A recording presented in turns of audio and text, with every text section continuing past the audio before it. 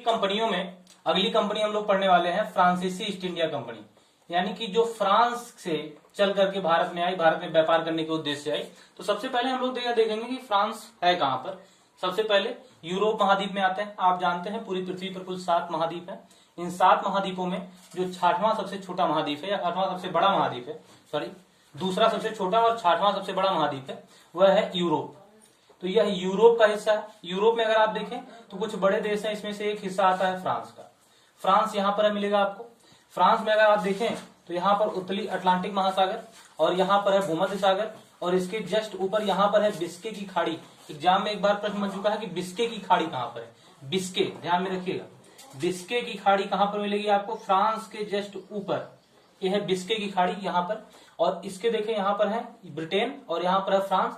Britain और France के बीच में यहाँ पर है इंग्लिश चैनल, इंग्लिश जलमार्ग। ठीक, तो इधर अटलांटिक महासागर और उत्तर सागर को जोड़ने का काम भी इंग्लिश चैनल करता है। तो यहाँ पर है फ्रांस। फ्रांस के अगर कुछ समीपवर्ती देश आप देखें तो यहाँ पर आपको मिलेगा स्पेन। स्पेन के जस्ट बगल में यहाँ पर आपको मिलेगा इटली, स्विट्जरलैंड, जर्मनी, यहाँ पर एक छोटा सा देश है, ठीक है, बेल्जियम। ये सब मिलकर के फ्रांस की सीमा बनाते हैं। फ्रांस की राजधानी का नाम है पेरिस। फ्रांस की राजधानी है पेरिस। और एक बात ध्यान में रखिएगा, पेरिस ही वह जगह है जहां पर दुनिया का सबसे बड़ा टावर है जिसका नाम है एफिल टावर। तो एफिल टावर आपको कहां पर मिलेगा? फ्रांस की राजधानी पेरिस में। पेरिस से एक बात और ध्यान में रखिएगा कि पेरिस किस नदी के तट पर है। एग्जाम में पूछा गया प्रश्न है, पीसीएस से पूछा गया है। पेरिस सीन नदी के तट पर स्थित एक शहर है। तो पेरिस हो गया। पेरिस की 2 चीजें आप अपने ध्यान में रखिएगा। फ्रांस ध्यान में रखिएगा। फ्रांस में एक वंश शासन कर रहा था, बूर्बो वंश। और बूर्बो वंश के जो शासक होते थे उनको लुई का नाम दिया जाता था, लुई कहा जाता था। जितने भी शासक होते थे सबको लुई कहा जाता था, जैसे Louis first, Louis second, Louis third, ठीक है, इसी प्रकार से आगे बढ़ता रहता था। तो लुई जब 14वें नंबर का लुई आया, लुई 14वां आया, लुई 14वां, तो इस समय इसका एक मंत्री था जिसका नाम था कोलबर्ट। इसका एक मंत्री था कोलबर्ट। और कोलबर्ट जो था, इसके प्रेरणा से एक कंपनी स्थापित हुई जिसको नाम दिया गया फ्रांसीसी ईस्ट इंडिया कंपनी। यानी कि वो फ्रांस की ईस्ट इंडिया कंपनी है नहीं, और फ्रांस की ईस्ट इंडिया कंपनी इस वाले रास्ते से ऐसे आकर के भारत की यात्रा करी। और भारत में आकर के इन्होंने कई स्थानों पर अपने केंद्र बनाए और भारत में कारखाने स्थापित करके भारत से सामान को ले जाते थे, यूरोप में बेचते थे। ठीक है, तो इस प्रकार से फ्रांसीसी ईस्ट इंडिया कमाई कर रही थी। ये लेट में आने वाली कंपनी थी और यह आकर के भारत में सबसे पहले अड्डा कहां स्थापित कर रही है? तो भारत में इसने सबसे पहला अड्डा स्थापित किया सूरत में। सूरत के बाद इन्होंने मछलीपट्टनम में, मछलीपट्टनम के बाद इन्होंने बंगाल में। बंगाल एक उच्च उत्पादकता वाला क्षेत्र था, यहाँ पर गेहूं धान बहुत अच्छे से उत्पादित होता था, इसलिए जितनी भी कंपनियां होती थी सब बंगाल में जाती थी, मद्रास वाले एरिया में। तो इन एरिया में फ्रांसीसी ईस्ट इंडिया कंपनी ने अपना केंद्र स्थापित किया। अब देखते हैं इसको, फ्रांसीसी इंडिया कंपनी को की स्थापना कब हुई, पहला कारखाना कब स्थापित किया गया, कौन से इनके प्रमुख जगह थे जहां पर इन्होंने पहला कारखाना स्थापित किया था। हाँ, तो देखते हैं फ्रांसीसी ईस्ट इंडिया कंपनी के विषय में। स्थापना आप देखें फ्रांसीसी ईस्ट इंडिया कंपनी की कब हुई है? सन 1664 में। और आपको याद होगा अभी थोड़ी देर पहले ही हमने आपको बताया कि फ्रांस का शासक उस समय कौन था? लुई 14वां था। और लुई 14वें का एक मंत्री था जिसका नाम था कोलबर्ट।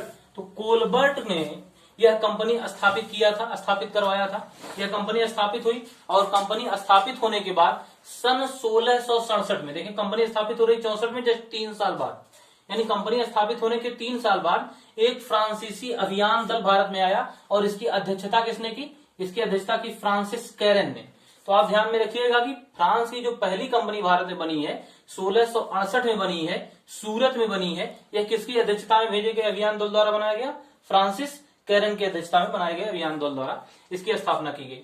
इसके बाद देखें फ्रांसीसी ईस्ट इंडिया कंपनी भारत में कुछ जगहों पर और अपने कब्जे करके रखी थी, कुछ स्थानों को और अपने कब्जे में रखी थी। तो इसमें एक सबसे इंपॉर्टेंट जगह है जिसका नाम है पुडुचेरी। अब पुडुचेरी के विषय में आपको बता दूं, अगर आप भारत को देखें, ये है भारत के नीचे वाला मैप जो समुद्री सीमा है।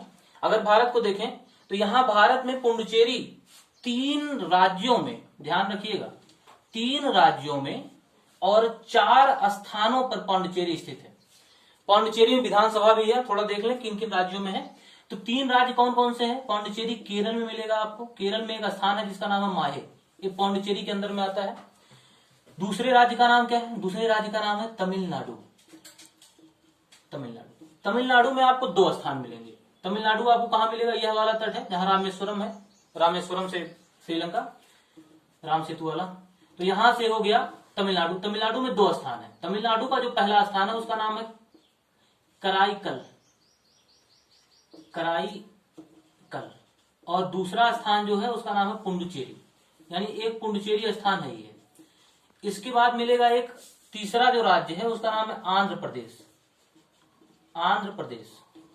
और आंध्र प्रदेश में एक जगह है जिसका नाम है यनम, यनम, यानी कि पुडुचेरी के अंदर में 4 क्षेत्र आते हैं। माहे आता है जो केरल में स्थित है, तमिलनाडु में 2 आते हैं, कराईकल और पुडुचेरी, और आंध्र प्रदेश में आता है यनम।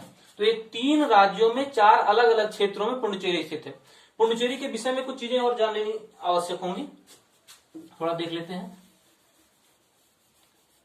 देखें, पुडुचेरी जो है इस पर सबसे पहले कब्जा किसने किया? यूपी पीसीएस मेंस में आया हुआ सवाल है कि पुडुचेरी पर किसने किसने कब कब कब्जा किया।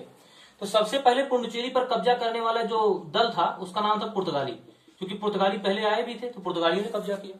पुर्तगालियों के बाद कौन आए थे? पुर्तगालियों के बाद डच आए थे, तो दूसरी शक्ति जो थी वो डच थी। डचों के बाद फ्रांसीसी कब्जे में लिए पुडुचेरी को, फिर अंग्रेजों ने कब्जे में लिया, और बाद में रेक्याजेविक की संधि हुई और फ्रांसीसियों को पुडुचेरी वापस मिल गया। और जब भारत आजाद हुआ तो भारत के आजादी के समय पुडुचेरी पर किस देश वालों का कब्जा था? फ्रांसीसियों का कब्जा था, जिसको 1954 में फ्रांसीसियों ने आजाद किया था। यानी ध्यान में रखिएगा, अगर पूछा जाए भारत कब आजाद हुआ तो भारत आजाद हुआ था 1947 में, 15 अगस्त 1947। लेकिन पुडुचेरी 1947 में आजाद नहीं हो रहा है, पुडुचेरी को बाद में फ्रांसीसियों ने आजाद किया था। तो ये पुडुचेरी की कहानी है, आप ध्यान में रखिएगा। पुडुचेरी का विकास किसने करवाया था?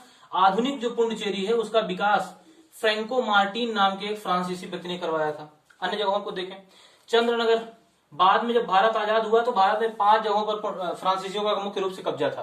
पुडुचेरी के 4 क्षेत्र आप लोगों ने देख लिए, और एक था चंद्रनगर। तो एग्जाम में पूछा गया कि चंद्रनगर कहां पर है, तो चंद्रनगर पश्चिम बंगाल का एक क्षेत्र है।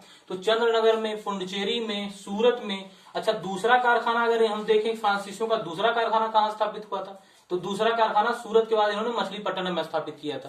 तो ढेर सारे क्षेत्र हैं, उन्हीं क्षेत्रों में अनेक कंपनियां अपने अपने कारखाने स्थापित कर रहे हैं। अब फ्रांसीसी ईस्ट इंडिया कंपनी भारत में तेजी से आगे बढ़ रही है, और तेजी से आगे बढ़ने के फलस्वरूप जाहिर सी बात थी कि फ्रांसीसी ईस्ट इंडिया कंपनी में और अंग्रेजों की कंपनी में, यानी कि ब्रिटिश ईस्ट इंडिया कंपनी में, इन दोनों में लड़ाई होना, यानी सर्वोच्चता के लिए, महानता के लिए संघर्ष होना आवश्यक था, और ये हुआ भी। तो देखा गया कि किसके किसके बीच में, इन दोनों के बीच में लड़ाई कहां हुई, तो इन दोनों के बीच में कुल 3 मुख्य लड़ाइयां हुई, जो अनेक नामों से बांटा जाता है, अभी हम आगे देखेंगे। और चूंकि कर्नाटक के क्षेत्र में आए थे तो इसलिए इन तीनों लड़ाइयों को कर्नाटक युद्ध का ही नाम दिया जाता है। जैसे पहला वाला होगा तो उसको प्रथम कर्नाटक युद्ध, दूसरा वाला होगा तो उसको द्वितीय कर्नाटक युद्ध, तीसरा वाला होगा उसको तृतीय कर्नाटक युद्ध। तो कर्नाटक युद्ध के नाम से इसको बांटा जाता है। इन युद्धों में कुछ इंपॉर्टेंट युद्ध हुए हैं। एग्जाम में करते क्या है कि आपसे दे देगा कि प्रथम कर्नाटक युद्ध कब से कब तक हुआ था, मिलाने के लिए दे देता है। तो अभी हम उसको देखेंगे, हम नोट कर दे रहे हैं, आप लोग उसको देख लीजिएगा।